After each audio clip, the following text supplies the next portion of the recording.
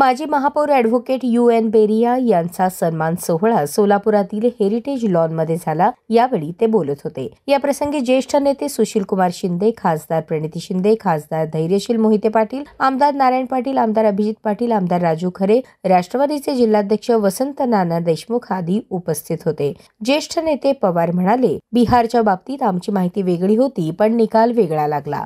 ते म्हणाले, सोलापूर हे एक कामगारांचे, कष्टकऱ्यांचे शहर म्हणून ओळखले जाते। याच कामगारांच्या चळवळीने अनेक नेते उदयास आले। कामगार चळवळ ते सहकार चळवळ असा प्रवास देखील या जिल्ह्यात पहिल्यांदा सुरू झाला। शंकरराव मोहिते पाटील यांनी सहकारातून साखर कारखाना उभा केला। तेव्हापासून सोलापूर शहर जिल्ह्याचे नाव देशाच्या पटलावर आहे। देशाचे तसेच समाजाचे हित सांभाळून जिल्ह्यातील नेत्यांनी सोलापूरचा नावलौकिक केला।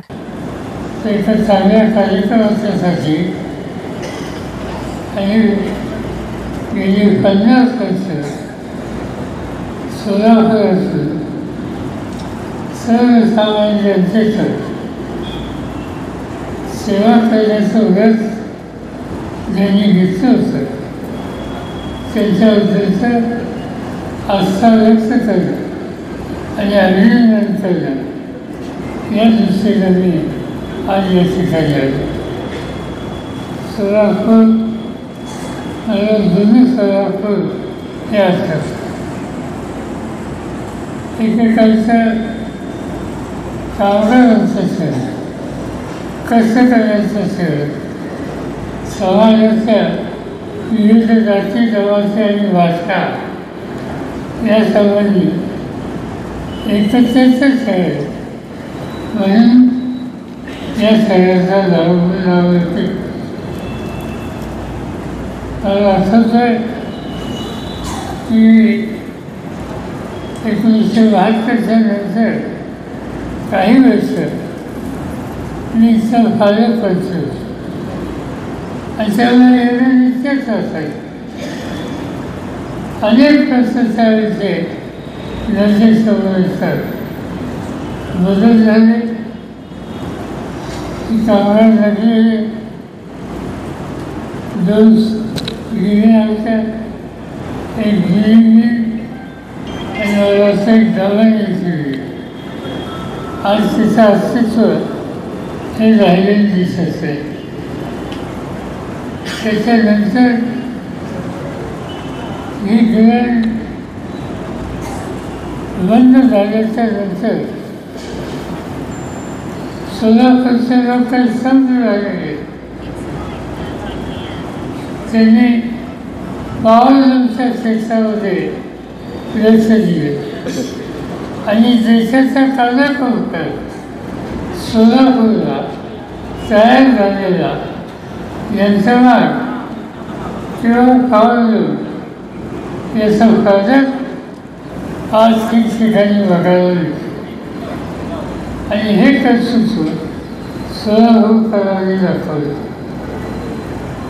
सोलापूर स्वातंत्र्याच्या इतिहासात एक वेगळा इतिहास निर्माण करणारं हे शहर आहे।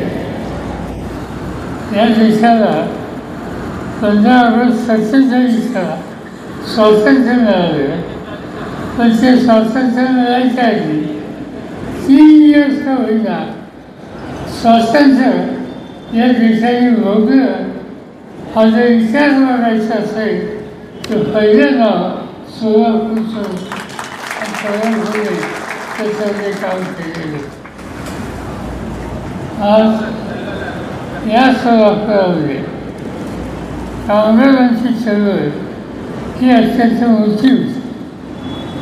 अनेक लोक असत होतात। अलीकडच्या काळात सुद्धा काम करणारे काँग्रेस व्यवसाय आजम असतात ते त्यांच्या वर्षी आणि त्यांच्या आधीचे पिढी असो अनेकांनी कामगारांच्या हिताची जपणूक ते सोलापुरात केलेली। त्याच कारखान्यामध्ये ज्यांचा आपण सन्मान करतो त्यांचे वडील हेही या चळवळीमध्ये होते, तेही कामगार नेते होते आणि मला आनंद आहे नंतरच्या काळामध्ये या कामगारांच्या हिताची जपून करण्याच्यासाठी आज ज्यांचा आपण सन्मान करतो ते वेगळ्या हे कधी मागं राहिलेली नाही. एक समाधानाची गोष्ट उच्च शिक्षित म्हणून त्यांचा लौकिक आहे. ते 1885ला 1985ला नगरपालिकेला ते पहिल्यांदा निवडून आले आणि 30-35 नगरसेवक म्हणून या ठिकाणी त्यांनी काम केलेले होते. मला असंच आहे ते महानगरपालिकेत आले त्या काळात अनेकांच्यासमोर आपली भूमिका अगत्यानं मांडायचं काम ते करत असत. ते काम काही सोपं नव्हतं.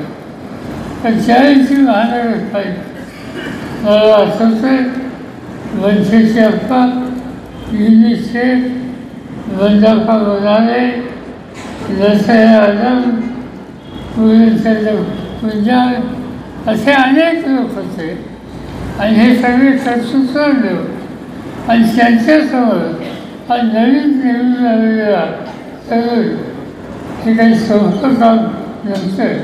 पण या सगळ्यांच्या समोर अभ्यास करून प्रश्नाची माहिती घेऊन सोलापूरकरांच्या हिताचं काय आहे या संबंधीची भूमिका सातत्याने त्यांनी महानगरपालिकेमध्ये मांडली.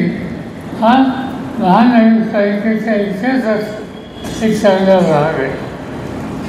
मला आनंद आहे की त्या काळामध्ये बरेचसे निर्णय घ्यायचा अधिकार सोलापूरच्या आमच्या सरकारने मला दिलेले होते आणि त्या निकालात जे अनेक निकाल मी घेतले त्याच्यामध्ये सभागृहाचा नेता आणि महापौर हे निर्णयांच्याबद्दलचे निकाल दोन्ही सुदैवानं माझ्याकडनं झाले आणि हे निकाल किती योग्य होते त्यांच्या कामातून त्या ठिकाणी गेलेले होते.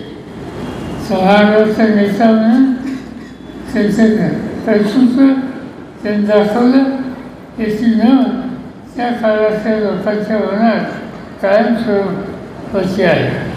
जी जबाबदारी त्यांच्या पडली पण शहराच्या संघटनेचं प्रमुख पद असो, महापौर पद असो, सभागृहाचं नेते पद असो, 37 वर्ष नगरसेवक म्हणून काम करणं ही काही साधी गोष्ट.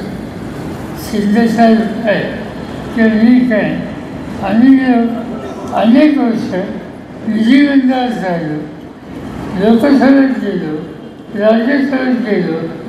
हे सगळं खरं असलं तरी 37 वर्ष नगरपालिका महानगरपालिका इथं सातत्यानं निवडून येणं त्याच मतदारसंघात येणं ही काही साधी गोष्ट आहे. ज्याची एक कर्तृत्व असेल, लोकांच्याशी बांधिलकी असेल, त्याच वेळेला लोक अशा प्रकारची भूमिका घेतात आणि ती भूमिका विजयांच्याबद्दल घेतली त्याचं मला आश्चर्य वाटत नाही. आणि त्याचं कारण त्यांनी सेवाभावी दृष्टीनं एक स्वच्छ साधित असा भागात नगरसेवक म्हणून या ठिकाणी त्यांनी काम केलेलं होतं.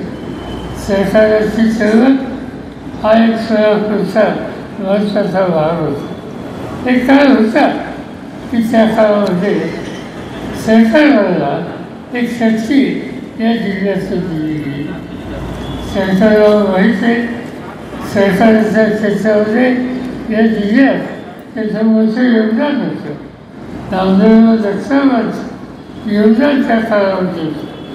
गंगाधर कुशल त्यांचंही काम सरकारच्या माध्यमातून या शहरामध्ये होतं. आणि अशा प्रकारे सरकाराचा विचार सोलापूरमध्ये अनेकांनी स्वीकारलेला होता. रेड्डी यांनी आपल्या आयुष्यात जसं महानगरपालिका या क्षेत्रात लक्ष दिलं तसं सरकाराच्या उदर त्याने आस्था ठेवली. सोलापूर संस्कृत आंदोलन तिची बँक, या बँकेचं 10-20 वर्ष ते नेतृत्व केलं. मला असंच आहे, ते ज्यावेळेला हे नेतृत्व घेतलं त्यावेळेला या बँकेची स्थिती ही चांगली नव्हती. त्या सतत असून ही बँक बाहेर काढणं आणि सामान्य माणसाची या बँकेच्या मार्फत सेवा करणं ही भूमिका बेरी यांनी आपल्या खांद्यावर घेतली आणि त्याच्यामुळे ते यशस्वी झाले. यांचं जीवन अनेक क्षेत्रावर लक्ष देणार. शैक्षणिक क्षेत्राची आस्था होती, सार्वजनिक क्षेत्राबद्दलची आस्था होती, समाजाच्या सगळ्या घटकांना एकत्र घेऊन एक प्रकारचं सामाजिक ऐक्य कसं राहील या प्रकारची भूमिका ही त्यांनी घेतली होती. मला असंच आहे की उर्दूच्या संबंधी खास त्याचं उपयोग होतं आणि हे राष्ट्रीय पातळीचे परिषद संमेलन सोलापूरला त्या काळात घेतलं होतं आणि त्याच्यामध्ये सुद्धा विजयांचा पुढाकार हा मोठा होता आणि म्हणून एक आगळं वेगळं व्यक्ती होतं. आणि त्यासाठी जेव्हा कळलं की असा त्यांच्यासाठी आज सोहळा होतो आहे, सार्वजनिक जीवनात 50 वर्ष काम केल्याच्याबद्दल सोलापूरचं त्याला सन्मानित करणारे मी तातडीने हो बोललं. कारण समाजामध्ये अशा प्रकारच्या स्वच्छ चारित्र्याच्या सेवावारी निश्चित लोकांची आज गरज आहे. आज अशा प्रकारचे लोक फार मिळतात असं नाही. दुर्दैवानं देशामध्ये आज अनेक प्रश्न निर्माण झाले आणि अशा काळामध्ये सामाजिक आणि राष्ट्रीय ऐक्य याच्याबद्दल तडजोड न करणारी नेतृत्वाची फळी नव्या पिढीत आज निर्माण करण्याची आज राष्ट्रीय गरज आहे. आज आपण बघतो कुठंतरी कुणीतरी चुकीचं पाहू शकते. ते एक व्यक्ती ते 4 व्यक्ती चुकीत प्रभावी शकतात आणि समाजामध्ये काही घटक काही वर्गाला दोषी ठरवतात आणि सामाजिक ऐक्याला एक प्रकारचं अंतर निर्माण करतात. माझं स्पष्ट मत असं आहे की आज सामाजिक ऐक्य, राष्ट्रीय ऐक्य, भाषिक ऐक्य या बाबतीत सोलापूरचा जो पार्श्वभूमी आणि आदर्श आहे तो जपला पाहिजे आणि तो सगळीकडे वाजवला पाहिजे. आणि आज ती गरज आहे. पण ती गरज पूर्ण करण्यासाठी निर्णयांच्यासाठी कार्यकर्त्यांची मांडलेली उभी करणं आज याची गरज आहे. आणि त्या दृष्टीनं तुम्ही लोकांनी त्यांचा सन्मान आज या ठिकाणी ठेवला. तो सन्मान त्यांचा जरी असला पण यामधून इतरांना एक प्रकारची प्रेरणा मिळेल आणि त्याचा उपयोग सामाजिक ऐक्याचा निश्चित होईल याची मला पूर्ण खात्री आहे. आणि म्हणून तुम्हा सगळ्यांच्या वतीनं माझ्या वतीनं मी बेरी यांना अंतःकरणापासून धन्यवाद देतो, त्यांचं अभिनंदन करतो आणि त्यांना हे सांगतो की तुम्ही असं करेल जे करत आलेल्या तेच काम अधिक जोमाने सुरू करा. काही चिंता करू नका. प्रसंग विचारसुचे येतात तर विचार असतो त्याचा मार्ग करण्याची ही भूमिका घ्यायची असते आणि पुढं न्यायचं असते. आणि नेत असताना सामान्य माणूस याचं स्मरण करून कृषी पावला ही साखळी पाहिजे आणि ती तुम्ही कराल आणि करता आहात याच्याबद्दलचा आनंद या ठिकाणी मी व्यक्त करतो. दरम्यान सोलापूरचे सुपुत्र तथा माजी केंद्रीय गृहमंत्री सुशीलकुमार शिंदे यांनी देखील आपले मनोगत व्यक्त करताना म्हणाले, नुसतं दिलदारच नाही तर युएन बेरिया हे अतिशय प्रामाणिक कार्यकर्ते आहेत. कॉम्रेड बेरियापासून मी ओळखतो तेव्हा ते थोडेसे लहान होते, ज्याचा आत्ता उल्लेख त्यांनी केला. 78 साली 85 साली ते कॉलेजमध्ये निवडून आले. त्याच्या अगोदर त्यांचे वडील कॉर्पोरेशनमध्ये अतिशय चांगल्या तऱ्हेनं फाईट करायचे. ते जरा कमी फाईट करायचे, पण त्यांचे वडील फारच जोरात फाईट करायचे. मला वाटलं होतं की ते वडिलांच्यापेक्षा जास्त फाईट करतील, पण ते एक पद्धतशीरपणानं कुठल्याही विषयामध्ये अभ्यास करून चिंतन करून आपला विषय ते कुठेही मांडतात. श्रीयुत बेरिया ज्या तऱ्हेनं काम करतात, महाराष्ट्रामध्ये काम करतात, एक अल्पसंख्याकामधला नेता अतिशय प्रामाणिकपणानं जे आहे ते बोलतो आणि सत्य असेल त्यावर ठामपणाने उभा राहतो आणि तो आपलं कार्य तडीस देतो.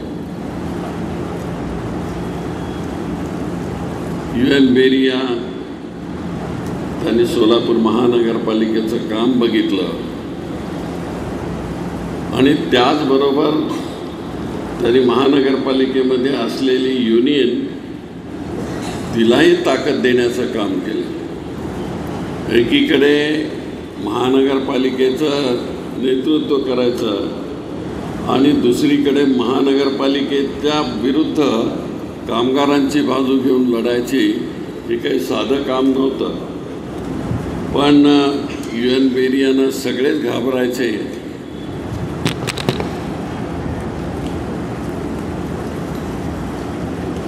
हे असलं म्हणजे कुठे काय चुकलं काय ते बरोबर करतात.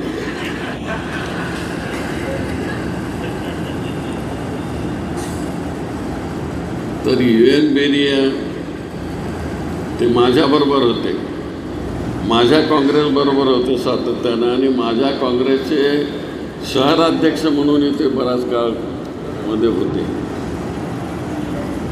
पण एका निवडणुकीमध्ये एका उमेदवाराचा पराभव झाल्यानंतर न सांगता आपल्या पदाचा राजीनामा देणारा अशा प्रकारचा अध्यक्ष आहे. आणि ते पुढं आम्ही देखील त्यांना काय पुढं काढलं नाही, पण ते कंटिन्यू राहिले. नंतर काही काळाने थोडेसे मतभेद झाले आणि ते शरदरावांच्याकडे गेले. शरदराव आणि मी ते असं आम्हाला दोघाला कधी वेगळं समजलं नाही आहे. कारण UN बेरिया त्यांचा अभ्यास, त्यांची विचारसरणी, त्यांचं लोकांच्या प्रती असणारं नेतृत्व याचा जर विचार केला तर एवढी अल्पसंख्यामध्ये काम करणाऱ्या ह्या आमच्या सहकार्याला एवढी ताकद आली कुठून असं मला नेहमी वाटायचं. पण त्याच्या मागे त्यांची चिंतनशीलता आहे. अलीकडेच त्यांनी एक माझ्याविषयी कुठेतरी इंटरव्ह्यू दिला होता आणि अतिशय प्रामाणिकपणानं त्यांनी सांगितलं की सुशीलकुमार शिंदेने हे सगळं काम केलेलं आहे आणि त्याचं क्रेडिट त्यानं दिलं पाहिजे. खरं म्हणजे दुसऱ्या पक्षातल्या नेत्यांनी काँग्रेसमधल्या नेत्याला अशा प्रकारचं क्रेडिट देणं हे सहसा होत नाही. परंतु बेरिया हे अंतःकरणपूर्वक अभ्यास करणारे आणि विचार करणारे अशा प्रकारचे नेते आहेत. आणि त्या आपल्या इंटरव्ह्यूमधून त्यांनी उद्याच्या पिढीमध्ये कसं आपण घडलं पाहिजे आणि सगळी कार्यकर्त्यांची नाळ ती जोडली पाहिजे अशा प्रकारचा त्यांनी विचार मांडण्याचा प्रयत्न केला. फार कमी लोकांना असं जमतं. मला हे जेव्हा कळलं कुठून तरी मला ती बातमी आली, म्हटलं सुशील तुम्ही बेरियाजी हे कसं काय बोलला, मी तुमच्याकडून एक्सपेक्ट करत नव्हतो.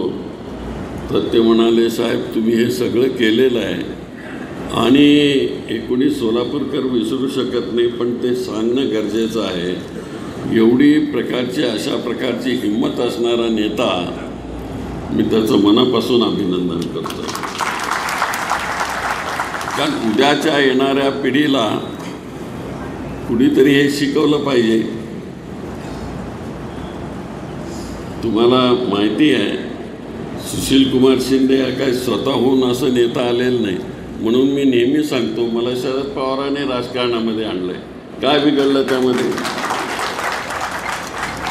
नाहीतर कोण विचारत होतं आम्हाला? ते आमच्या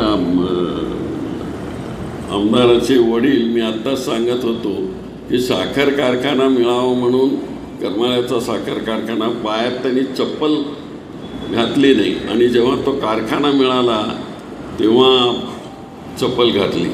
तर अशा प्रकारचे ध्येयवादी कार्यकर्ते इथं आहेत. नामदेवराव जगताप, शिवदारे, बाबूरावांना चाकोते. आता ह्या सोलापूरमध्ये खरं म्हणजे त्या मला पठाणांची आठवण येते. आपल्या सोलापूरमध्ये ज्या मणियार सभा घ्यायचे, हो तर ते ये यहाँ बैठे हुए नीचे की मनियार नहीं, वो मनियार. तर त्यांच्या सभेला आम्ही पोरासे समोर बसलेले असायचे, पण पहाटे 4 वाजेपर्यंत त्यांचं भाषण चालू असायचं. एक आपले जाधव साहेब आणि मनियार, त्यावेळेच्या पिढीला हे भाषणाची सवयच होती. तसं आमच्या UN बेरियांचं नव्हतं. पद्धतशीर मुद्दे मांडून त्याचा अभ्यास करून, नुसता अभ्यास नाही तर त्याच्यावर चिंतन करून बोलण्याची त्यांना सवय आजली. आणि मला वाटतं की त्यामुळेच शरदरावांनी त्यांना खूप प्रेम दिलं आणि देत आहेत ते सातत्यानं. त्याही वेळेस जेव्हा एक पक्ष होता आमचा, आम्ही दुर्दैवानं फुटलो, पण शरदरावाने कधी असं वेगळं केलं नाही. ते आत्ता अलीकडे गेले त्यांच्या पक्षामध्ये, पण तरी पण ते असो, भीमराव जाधव असो, भीमराव जाधवांचा मुलगा असो, ह्या सगळ्यांना त्या सातत्यानं ते विचारपूस करत असेल. त्याचं काय झालं, अमक्याचं काय झालं, तमक्याचं काय झालं. तर ही जी पद्धत शरदरावांनी लावून दिली तर तीच त्यांच्यामध्ये UN बेरी यांच्यामध्ये आहे.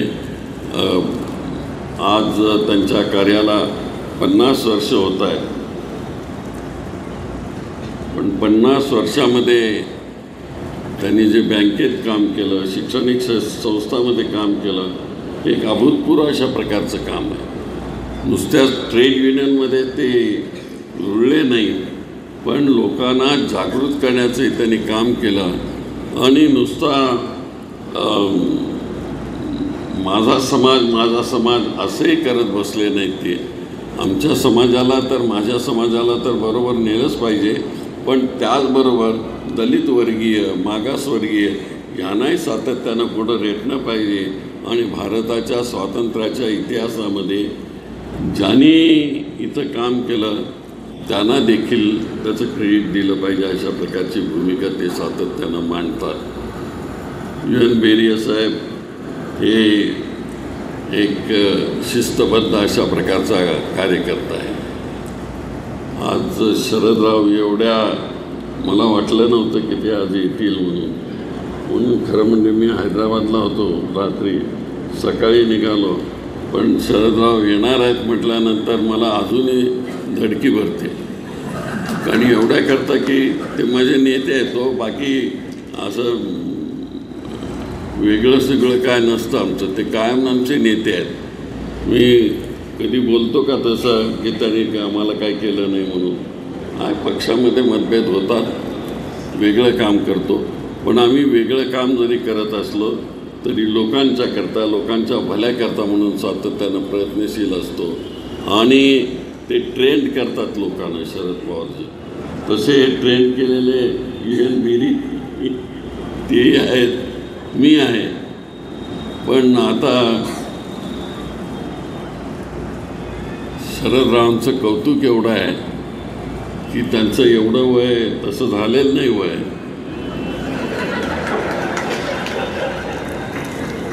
मी मी त्यांच्यापेक्षा 8.5 महिन्यांनी लहान आहे.